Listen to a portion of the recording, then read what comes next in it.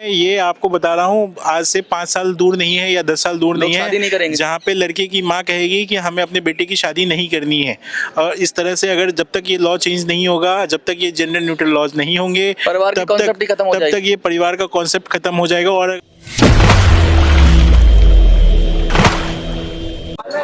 अतुल सुभाष एक ऐसा नाम जिसने पूरे देश को झकझोर कर रख दिया और न्याय व्यवस्था पर ही प्रश्न चिन्ह लगा दिया कि किस तरीके से न्याय व्यवस्था का इस्तेमाल करके, कानून का इस्तेमाल कर कर लोगों को इतना पीड़ित कर दिया जाता है कि वो अपनी जीवन लीला को समाप्त करने के लिए तैयार हो जाते हैं। और बहुत सारे लोग खुदकुशी कर रहे हैं सिर्फ किस लिए कि कानून ऐसे बनाए हैं जिसमें एक वर्ग को तो बिगड़ के ही विक्टिम कर दिया जाता है और दूसरे वर्ग, निशान जी की माँ है हमारे साथ और अतुल सुभाष जी के भाई हैं हमारे साथ, और इन्हीं से जानने की कोशिश करेंगे कि आखिर जो ये बात कह रहे हैं कि देश के अंदर ऐसे कानून हैं, महिला कहते हैं ना, कानून तो कानून होना चाहिए, निष्पक्ष होना चाहिए। वो कहते हैं किसी जेंडर से परे होना चाहिए, किसी रिलीजन से परे होना चाहिए, वो सबको एक आंख से देखना चाहिए।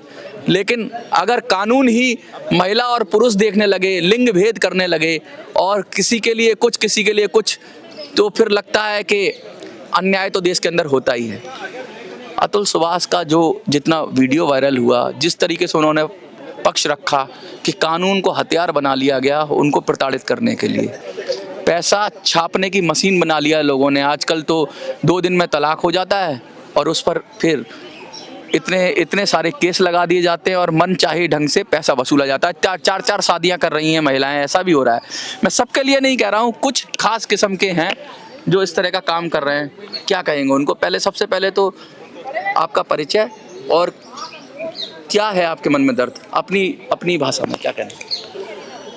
मेरा नाम विकास मोदी है, मैं अतुल सुभाष का छोटा भाई हूँ और मैं अपने भाई के बारे में बताना चाहता हूँ कि उसके ऊपर कैसे फेक केसेस जो है वो डाल दिए गए। इस देश में ऐसा कानून है जहाँ पे महिलाओं के लिए सिर्फ कानून है, एक भी ऐसा कानून नहीं है जो पुरुषों के लिए बनाया गया है।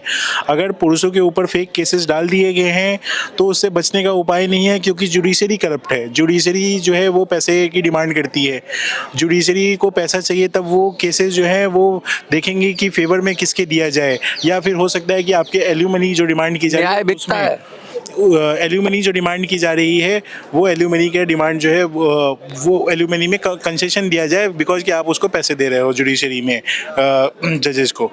तो ये तो हमारा न्याय सिस्टम है जिसके वजह से एक पुरुष को तो इंसाफ नहीं मिल सकता है, जो मुझे लगता है। अगर इस देश में कानून व्यवस्था एक शुरुआती ढंग से अगर देखी जाए तो पुलिस जो है वहीं से करप्शन स्टार्ट हो जाता है। अगर ये फेक केसेस का जो सिस्टम है, अगर ये फेक केसेस का इन्वेस्टिगेशन सही तरीके से किया जाए तो पुलिस को पता होता है कि कितने केसेस फेक हैं, कितने केसेस सही हैं। अगर आप सुप्रीम कोर्ट का डाटा देखोगे तो 98% ऐसे केसेस हैं 498A में जो फेक केसेस हैं, ऐसा सुप्रीम कोर्ट का डाटा है। तो इट मीन्स कि 2% जो केसेस हैं उसके लिए 498 का इस्तेमाल किया जा रहा है, और जो 98% हैं जो लगाए गए हैं फेक केसेस, इट मीन्स कि 98% विक्टिम जो है वो मेन की फैमिली है। वो मेन की फैमिली जो 98% है उसके लिए कोई भी कानून नहीं है। तो ये जो देश है, उस देश में अगर आप ये देखोगे तो 98% वालों के लिए कोई कानून नहीं, और सिर्फ 2% जो है उस कानून का यूज कर रही हैं। तो इस देश में ये पता चल रहा है कि मैं नारी के ऊपर जो अत्याचार हो रहे थे उसके विरुद्ध में नहीं हूँ कि उसके विरुद्ध में मैं बातें कर रहा हूँ। मैं ये चाहता हूँ कि इस देश में पुरुषों के लिए भी कोई कानून हो। अगर इस तरह का कोई फेक केसेस, आप ये कहना चाहते हो कि जो कानून था महिलाओं की रक्षा के लिए जो बनाए गए थे कानून, वो टूल की तरह इस्तेमाल किए जा रहे हैं कुछ महिलाओं द्वारा। महिलाओं की रक्षा हो, आपको कोई आपत्ति नहीं, कोई महिलाओं के साथ अन्याय करे, कोई आपत्ति नहीं, लेकिन कुछ महिलाएं खासकर उन कानूनों का बेजा इस्तेमाल कर रही हैं। तो ऐसे कानून नहीं होने चाहिए, क्योंकि अगर पुरुषों के लिए कानून बना दिया जाएगा तो क्या पता कल को पुरुष भी, क्योंकि पुरुषों की सत्ता रही, हजारों साल तक उन्होंने महिलाओं पर अत्याचार किया, सब लोग जानते हैं। लेकिन अब ये जो नए कानून है ये महिलाओं को ज़्यादा तरफ झुका रहे हैं। तो क्या लग रहा है कि एक समान व्यवस्था नहीं होनी चाहिए कि आप पुरुषों के लिए कानून बना दोगे, कल को फिर महिलाओं पर अत्याचार शुरू हो जाएगा? क्या कहते हैं? इस देश में जेंडर न्यूट्रल लॉ की जरूरत है। हाँ, ये बात मैं पूछना चाह रहा था। ये जेंडर न्यूट्रल लॉ अगर नहीं रहेगा तो इसी तरह मिसयूज होता तो रहेगा फिर पुरुषों के कानूनों का। फिर पुरुषों के कानून की क्या बात, क्या फिर तो ऐसा कानून होना चाहिए जो महिला पुरुष को एक दृष्टि से देखे। ये बिल्कुल है। बिल्कुल। जब आपके पास महिलाओं के लिए इतने सारे कानून हैं तो पुरुषों के पास कोई कानून क्यों नहीं है? महिला आयोग है देश में, पुरुष आयोग क्यों नहीं है? ये 70% मेन जो है वो टैक्स पे करते हैं तो और 30% जो है वो महिलाएं टैक्स पे करती हैं। हमारे टैक्स के पैसे जो है वो ज्यादा गवर्नमेंट के पास जाते हैं, लेकिन हमारे ही से भेदभाव क्यों? हमें ही हरासमेंट क्यों किया जाता है? आप महिला आयोग के काउंटर में पुरुष आयोग बनाने की बात कर रहे हो। ऐसा क्यों नहीं है कि महिला आयोग भी हटाओ, एक सामान्य आयोग बनाओ या मानव आयोग बनाओ जिसमें महिला हो या पुरुष हो या वो थर्ड जेंडर हो, कोई भी जाए अपनी बात करे। इन सब मानव आयोग होना चाहिए। आप पुरुष आयोग बना दोगे तो ये दोनों आयोग लड़ते झगड़ते रहेंगे। अभी एक आयोग करप्ट है, क्या महिला आयोग महिलाओं को न्याय दिला पा रहा है? क्या पुरुष आयोग पुरुषों को न्याय दिला पाएगा? भाई या तो महिला आयोग भी खत्म कर दो, एक जैसा आयोग बना दो, क्योंकि महिला आयोग नोटिस देके पुरुषों को प्रताड़ित करेगा और पुरुष आयोग नोटिस देगा तो महिलाओं को प्रताड़ित करेगा। तो ये इस जगह आयोग करके ये तो लड़ाई वाला झगड़ा हो गया कि महिला पुरुष और खाई बढ़ जाएगी, क्योंकि महिला पुरुष तो एक दूसरे का पूरक है जीवन में। हम और आपका जन्म भी महिला पुरुष की वजह से हुआ है। तो क्या लड़ाई ये तरीका सही है या फिर ऐसा तरीका होना चाहिए कि सामान्य आए? सर अगर आप ये कहोगे कि महिला आयोग खत्म कर देना चाहिए, मानव आयोग लेकर आ जाना चाहिए, तो ये तो पॉलिटिकल पार्टी को डिसीजन लेना है। अगर महिला आयोग खत्म कर देंगे तो शायद उनके वोट बैंक खत्म हो जाएंगे। तो महिला आयोग तो शायद खत्म नहीं हो सकता इस देश में। जो माइंडसेट चलता आ रहा है वो ऐसा ही चलता आ रहा है ना कि महिलाएं बहुत प्रताड़ित होती हैं, लड़के प्रताड़ित नहीं होते हैं। डेटा था तो डेटा था तो हमने देखा था कि थोड़ा चेंज हुआ है, लेकिन पुरुषों ने ये सर्वविदित बात है कि पुरुष शक्तिशाली भी होते हैं शरीर से भी, लेकिन कानून से महिलाएं शक्तिशाली हो गई हैं। एनसीआरबी का जो डाटा है उसमें सुसाइड रेशियो जो है वो मेन का ही ज्यादा है। 70% 72% जो है वो मेन है, वो मेन है। नहीं है, रोज 7 पत्नियों का कत्ल होता है तो 300 एक हाँ बताइए। तो जो ये सुसाइड का जो रेशियो है ये क्या गवर्नमेंट के पास नहीं है या पॉलिटिकल पार्टीज के पास तो नहीं ये है? महिलाओं की वजह से है कि उस कानून की वजह से है? क्योंकि कानून से पहले क्या पुरुष सुसाइड करते थे? कानून की वजह से है ना सर। ये 2021 से चलता आ रहा है। अगर उससे पहले का डेटा अवेलेबल हो तो वो भी देखिए, है ना, कि किसकी वजह से हो रहा है। तो ये रीजन जो है वो रीजन आइडेंटिफाई करना वो मेरा काम नहीं है, आपका काम है कि इसका पीछे रीजन क्या है। सवाल पूछ रहा हूँ कि एक और नया कानून बनाना ज्यादा बेहतर है या कानूनों को सरल कर देना, कानूनों को निष्पक्ष कर देना ज्यादा बेहतर है? जेंडर न्यूट्रल लॉ की बात कर रहा हूँ मैं, और जेंडर न्यूट्रल लॉ इस देश में आना चाहिए। इस देश में सारे मानव पुरुष हो या मानव महिला हो, सबके लिए जो है वो एक कानून होना चाहिए। किसी के लिए, चाहे वो जज क्यों नहीं हो, चाहे वो करप्ट जज है, तो उसके लिए भी वही कानून एप्लीकेबल होना चाहिए। इस देश में ऐसा क्यों, इस देश में ऐसा क्यों है कि जज के ऊपर जो है वो कोई कानून लागू नहीं होगा क्योंकि वो जज है इसलिए, क्योंकि वो लॉ की पढ़ाई करके आई है इसलिए।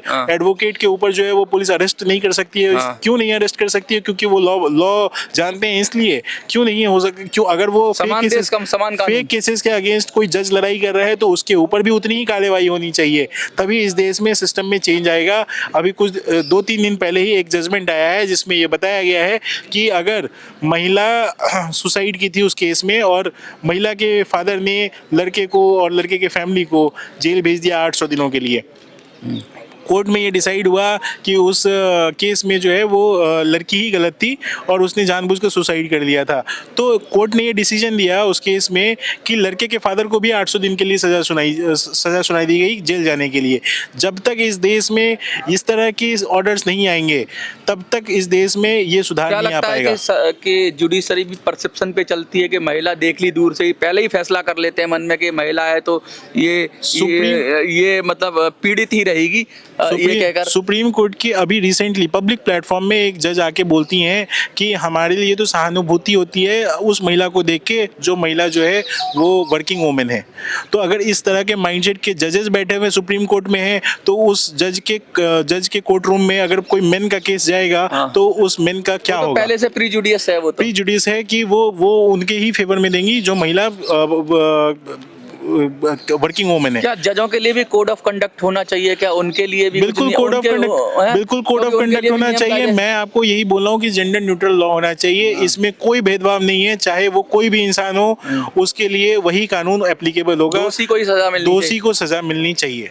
कानून का जो हथियार बना जा रहा है कि लोग कह रहे हैं लगातार बीएनएस आ गया, अब तो खैर आईपीसी था, तो कानून के जरिए कहते हैं बहुत सारे लोग तो अपने पर्दे के पीछे ही समझौता कर लेते हैं कि भाई कोर्ट कचहरी के चक्कर मत लगाओ, इससे अच्छा है तो वो चुपचाप जो लेना देना होता है कर लेते हैं इस डर से। तो क्या लगता है कानून ऐसे बना दिए गए हैं कि बाद में आप मजबूर हो जाएं समझौता करने के? सर जैसा उस वीडियो में, जैसे मेरे भाई ने आपको बताया होगा या देखे होंगे अगर उस वीडियो में, तो ये कहा गया है कि कैसे एक लड़के को एक एटीएम की तरह यूज़ किया जा रहा है, मेरे ही पैसे को मेरे ही खिलाफ इस्तेमाल किया जा रहा है। मैं अगर उसको पैसे दे दूँ, 1 करोड़ रुपए की डिमांड हो 1 करोड़ रुपए दे दूँ, 3 करोड़ की डिमांड हो 3 करोड़ रुपए दे दूँ, तो वो 3 करोड़ रुपए लेने के बाद फिर भी उनके पास ये रास्ता अवेलेबल है, वो हाई कोर्ट चले जाएंगे, हाई कोर्ट में कहेंगे वही मेरे ही पैसे को इस्तेमाल करके मेरे खिलाफ फिर से वही सारे केसेस चलते रहेंगे। अब हाई कोर्ट के पास हमारा केस चलता रहेगा, हाई कोर्ट से अगर फिर हमें ये पता चलेगा कि जी 3 करोड़ कम थे, इनको 5 करोड़ मिलना चाहिए। क्या लगता है ये कोई जानबूझ के कोशिश तो नहीं है कि लोग परिवार में जाएं ही ना, क्योंकि परिवार एक संस्था है, परंपरागत संस्था है जो सदियों से चली आ रही है और परिवार के लिए लोग अपनी जान भी दे देते हैं। लेकिन अब ये जो नए कानून बनाए हैं इससे तो जनता का विश्वास क्या है, शादी करो ही मत, क्योंकि शादी करने के बाद तो ऐसा हो जाएगा कि भाई तुम्हारे ऊपर केस लग जाएंगे 4। तो क्या लगता है कि शादी को बदनाम करने के लिए, शादी जैसी संस्था को पूरी तरीके से एक्सप्लॉइट करने के लिए ये कानून बनाए जा रहे हैं, ये वेस्टर्न कल्चर लाया जा रहा है कि ऐसे कानून बना दो कि आदमी और औरत लड़ता ही रहे, छोटी सी भी लड़ाई आ जाए तो बीच में उनके इतना विवाद डाल दो, वकील इतने तरीके के उसको कानून समझा देते हैं, लड़की हो या लड़का हो, कि दोनों आपस में ही लड़ने लग जाते हैं। जहाँ सुलह हो सकती थी पहले स्तर पर, उसको इतना भड़का दिया जाता है कि वो लड़ाई इस हद तक पहुंच जाती है कि न्याय नहीं मिल पाता और बाद में शादी जैसा पवित्र बंधन भी टूट जाता है, 7 जन्मों का जिसे कहा जाता है। क्या कहेंगे? सर पवित्र बंधन तो टूट नहीं जाता है, यहाँ लड़के सुसाइड कर लेते हैं इस कानून के मिसयूज से। जो आप बता रहे हो इसमें पवित्र बंधन सिर्फ नहीं टूटता है, हाँ। और ये पवित्र वर्ड जो जान है भी ले लेता है, ये पवित्र वर्ड जो है ये खत्म हो चुका है आज की डेट में, ये बिजनेस हो चुका है, बिजनेस हो चुका। ये मैरिज बिजनेस है, ये मैरिज करो और बिजनेस की तरह पैसे यूटिलाइज करो, चाहे वो 1 दिन की शादी करके हो, चाहे वो तो लोग 10 दिन के। मैं ये आपको बता रहा हूँ आज से 5 साल दूर नहीं है या 10 साल दूर नहीं है जहाँ पे लड़के की माँ कहेगी कि हमें अपने बेटे की शादी नहीं करनी है। और इस तरह से अगर जब तक ये लॉ चेंज नहीं होगा, जब तक ये जेंडर न्यूट्रल लॉज नहीं होंगे, तब तक ये परिवार का कॉन्सेप्ट खत्म हो जाएगा। और अगर ब्रॉडर सेंस में मैं बात करूं अगर आपको, तो ये अगर शादी है तो यही शादी की वजह से पूरी जीडीपी चल रही है। शादी होंगे तो आपके कंजम्पशन बढ़ेंगे, आपका होटल का खर्चा होगा, आपके परिवार बढ़ेंगे तो आपका कंजम्पशन बढ़ेगा, ये जीडीपी बढ़ेगी। तो ये सारी की सारी जो चीज़ें हैं वो मैरिज है। अगर मैरिज नहीं करेंगे लोग तो इस गवर्नमेंट को भी फ़र्क पड़ेगा, इस गवर्नमेंट को भी इस देश में जेंडर न्यूट्रल लॉज लाने पड़ेंगे। ये चीज़ें ब्रॉडर सेंस में आपको पता चलेगी आगे कुछ सालों के बाद। कहते हैं सबसे पहले जब समाज में हम लोग सामाजिक बनते हैं तो शादी उसका सबसे पहला है, सबसे पहली स्टेप है, क्योंकि शादी के बाद ही परिवार की कॉन्सेप्ट आती है, वफादारी की कॉन्सेप्ट आती है, एक दूसरे के जान देने की कॉन्सेप्ट आती है। लेकिन जब इसी व्यवस्था में बिगाड़ कर दिया जाए कुछ कानूनों के जरिए, लड़ाई झगड़े होते रहे हैं और होते रहते हैं, लेकिन उनको अगर कानून के जरिए बढ़ावा मिल जाए या एक पक्ष को बहुत मजबूत कर दिया जाए, दूसरे को दबा दिया जाए, वो चाहे लड़की पक्ष को दबाया जाए चाहे लड़के पक्ष को दबाया जाए, तो अंत में क्या होगा, जो हमारा पवित्र जो परिवार की कॉन्सेप्ट थी वो खत्म हो जाएगी, फिर सब अकेले हो जाएंगे। और जब सब अकेले हो जाएंगे, क्योंकि परिवार बहुत बड़ा सहारा होता है, आपके बुढ़ापे में आपके बच्चे ही काम आते हैं, आपकी पत्नी ही वो 60 साल की उम्र में आपका हाथ पकड़कर चल सकती है, कोई सरकार आपकी मदद को नहीं आएगी। फिर आप हो जाओगे सरकार के डिपेंडेंट, फिर हो जाओगे सरकार के भरोसे, अकेले हो जाओगे तो क्या करोगे, या तो पैसे के भरोसे या सरकार के भरोसे, क्योंकि परिवार एक संबल होता है, शक्ति होता है, परिवार को नष्ट होने से बचाना है। और ऐसे कानून हटने चाहिए जो परिवार में द्वेष पैदा करें, परिवार में विभेद पैदा करें और परिवार में एक पक्ष को ज़्यादा फेवर करें। परिवार समान दृष्टि से देखना चाहिए, क्योंकि राजा का कर्तव्य होता है, कानून का कर्तव्य होता है सबको समान दृष्टि से देखना। कानूनों में अगर भेदभाव होगा, वो वर्ग के आधार पे हो, वो जाति के आधार पे हो, वो जेंडर के आधार पे हो, अगर कानून भेदभाव करेगा तो देश में न्याय नहीं होगा और देश में अवस्था फैलेगी। आपको क्या लगता है, आगे से और लोगों की जान ना जाए? अतुल सुभाष का बहुत ही मार्मिक उदाहरण है हमारे सामने। हमें लगता है कि अब नए सिरे से सोचने की ज़रूरत है और नए कानूनों की ज़रूरत है जो निष्पक्ष हों, जिनके अंदर किसी का भी सपोर्ट और किसी का भी विरोध ना हो। देखते रहिए